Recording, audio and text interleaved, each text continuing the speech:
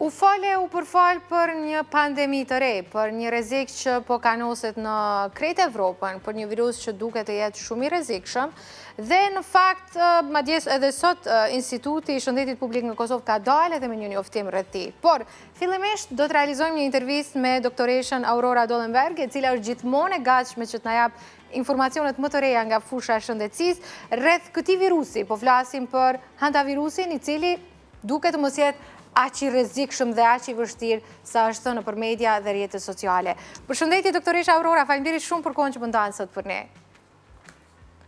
Mirë se u gjeta zonja Edona. Atëherë, çfarë saktësisht është ky virus dhe sa ndryshon prej viruseve të tjera, doktoresh?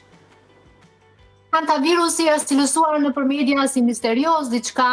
e rrezikshme, por e vërteta është që është një zoonoz, pra është një infekcion normal tek brejtësit, kryesisht tek mijt, të cilën OBSH-ja e njeh prej më shumë se sa disa dekadash. Ne për vit kemi raporte të infeksioneve me hantavirusin nga zona të ndryshme të Europës, sidomos asaj nordike, pra në zonën e pyjeve, por dhe në metropolet e mbindotura të Europës, ku ndonjëherë mijt, si pasojë e veturinave të papastruara, kanalizimeve të zeza jo funksionante, mbipopullojnë zona të caktuara periferike të metropoleve, jo gjithmonë patjetër qendran e kryeqyteteve, duke bërë që edhe aty të kemi raste infeksiones me hantavirusin, të cilin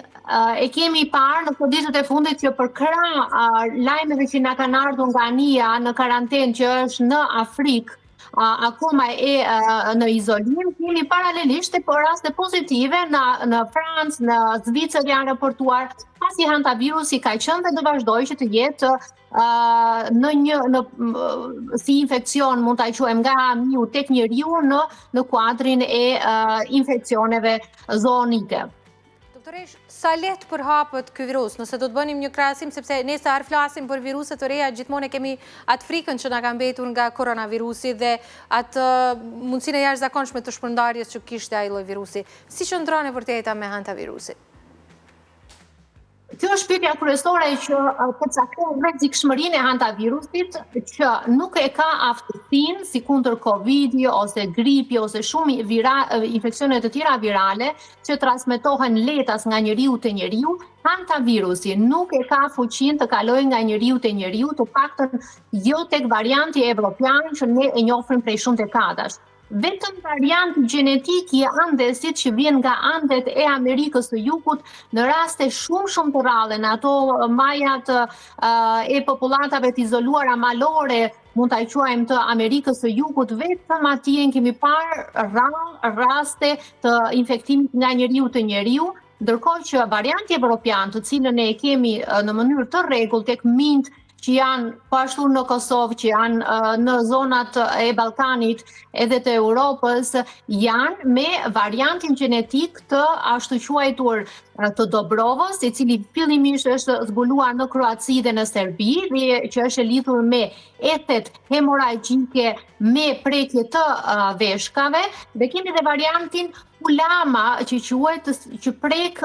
mushkrit, dhe është një variant tjetër evropian për Europën veriore, që ka komplikacione faktikisht serioze, sepse duke prekur mushkrit kemi bllokime dhe pasaj të zemrës dhe një shok të ashtu quajtur kardiogjen, pra që pacienti me të vërtetë mund të ketë edhe raste fatale, siç ka qenë në Anijen e në Afrikën e Jugut. Doktoresh, nëse do donim që në një farë mënyrë ta kishim më të lehtë identifikimin e tij, si do të mund ta dallonim simptomat të cilat janë më ndryshe nga viruset e tjera që potencialisht mund t'i kemi, sepse ne jemi në një sezon ku ka shumë alergji, ka viruse, pra është gjithmonë ajo frika mos jam prekur edhe unë rastësisht nga ky virus. Është pyetje shumë e drejtë, sepse në javën e parë hantavirusi reagon si të ishte një grip ose një ftoje e zakonshme, duke dhënë thjesht një temperaturë pak të rritur, dhimbje koke, kyçesh, kthutje të përgjithshme të vjella, pra paraqitet me simptoma shumë të përgjithshme që ne nuk mund të dyshojmë se me çfarë infekcioni kemi të bëjmë. Madje që është tha dhe ju jemi në periudhën e pranverës ku na vijnë dhe alergjitë dhe këto japin simptoma ndonjëherë të ngjashme. Prandaj dhe në fazën e parë ku pacienti ka këto simptoma, ne nuk mund të diferencojmë vetëm duke arritur të marrim gjakun, ta kemi në atë listën e hetimeve të infekcioneve edhe hantavirusin, sepse për hir të vërtetës deri tani nuk e ka pasur asnjëherë hantavirusi një rëndësi dhe një vëmendje mediatike që edhe laboratorët për shembull në Kosovë të jenë tani të vëmendshëm për ta bërë hantavirusin, më përpara as nuk të konsiderohen si mundësi. Kështu që vetëm me humb gjaku me anë të analizave serologjike mund ta përcaktojmë në javën e parë. Ndërkohë që në qoftë se infekcioni i përgjithshëm nuk ikin simptomat pas një jave, atëherë ne duhet jemi edhe si mjek ose edhe si familjar kur dikush është i sëmur, më të kujdesshëm, të shohim nëse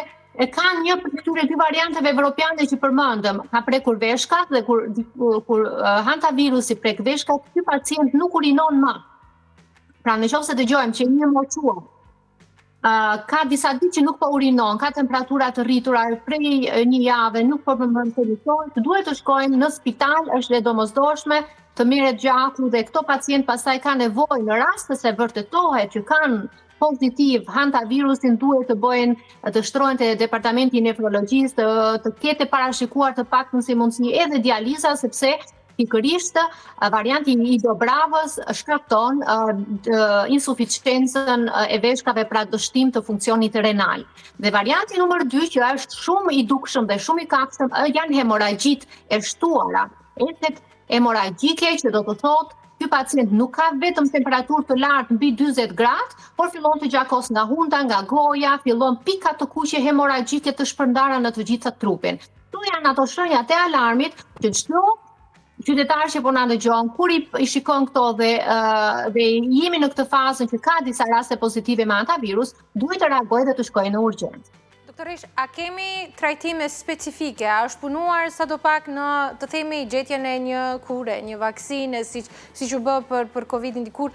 kundrejt një virusit të tillë? Ne po flasim për një rrezik jo shumë të madh në Evropë, por e vërteta është që përderisa ju po përshkruani këto pjesët, të themi, më larg qendrave të mëdha të Evropës, mua më kujtohet një realitet që e kemi në Prishtinë, e kemi në krejt vendet e qytetet e Kosovës, kanalizime të dëmtuara, min gjithandej, madje ishte një vit që në kryeqytet minjët na esnin para këmbëve, sikur mundësia që një virus i tillë të na vijë në Kosovë nuk është që është e vogël. Është shumë e vërtetë, zonja Edona, që hantavirusi ka sjell tani në vëmendje dhe problematikën e kushteve higjieno-sanitare që kemi ne në qytetet kryesore të vendeve shqipfolse, përfshirë Prishtinën edhe kryeqendrat e tjera, sepse edhe unë jam rritur në ambientet në Shqipëri ku mijët na kalonin vazhdimisht para këmbëve edhe kur pse bësh fjalë për një qendër universitare, pra edhe afër spitaleve, jo më afër fast foodeve dhe restoranteve ndonjëherë kalojnë mijët, por edhe aty ku duhet jenë kushte maksimale sterile ose higjienike të larta. Pra edhe Kosova ka problematike me higjienën dhe inspeksionet sanitare nga Ministria e Shëndetësisë duhet të përshpejtohen gjithnjë më tepër dhe të jenë më të rrepta, sepse pikërisht këto minj që ne i shohim baze në të përditshmen tonë janë në burimi i infekcioneve, jo vetëm të hantavirusit që tani papritur si pasojë e anijës në Afrikë ka marrë kaq shumë vëmendje, por salmonela dhe janë shumë bakterie të tjera, murtaja që kanë qenë për shembull në mesjet, ka qenë miu ai që e ka shpërndar vdekjen e zezë, ta ashtu quajtur. Pra miu historikisht ka qenë dhe mbetet një burim infekcioni sepse i transmeton bakteriet nga urat e zezat, nga mbeturinat me anë të pastaj mbindytjes, sidomos në magazinat e ushqimeve, aty në ato depot që kanë restorantët ose fast foodet dhe që nuk kujdesen për higjen, arrin që me fekalet e tij të infektoj të gjitha këto ushqime dhe kështu të përfundojnë bazë tek konsumatori ose te pjata jo në kuzhinë, në qoftë se ne ushqimin nuk e gatuajmë mirë, sepse mendojnë që janë të pastruara dhe janë jo të infektuara. Këtu është kujdesi dhe thirrja që unë si mjeke i bëj qoftë gastronomisë shqiptare që të jenë më të kujdesshëm dhe më të përgjegjshëm për shëndetin e konsumatorëve të tyre, klientëve të tyre, por dhe pranvisat, zonjat, nënat shqiptare që në këto ditë sidomos, por dhe në vazhdim gjithmonë të jenë të kujdesshme me higjienën, të pastrojnë shumë mirë ato fruta perimet, kudo që ato vinë. jo vetëm nga të importuara, por edhe ato vënda, sepse hantavirusi është edhe në Kosovë, nuk është diçka e re kjo gjë, dhe negatimet e mishrave e të tjera të jenë gjithmonë mbi 70 gradë e sipër. Këtu mund ta mbrojmë vetëm më së miri. Doktoresh, të falenderoj shumë për gatishmërinë që gjithmonë të ndash informacione me ne dhe shikuesit tanë. Gjithashtu ju uroj punë të mbarë dhe uroj shëndet dhe larg infeksioneve nga kushtet e këqija higjieno-sanitare. Të falenderit shumë.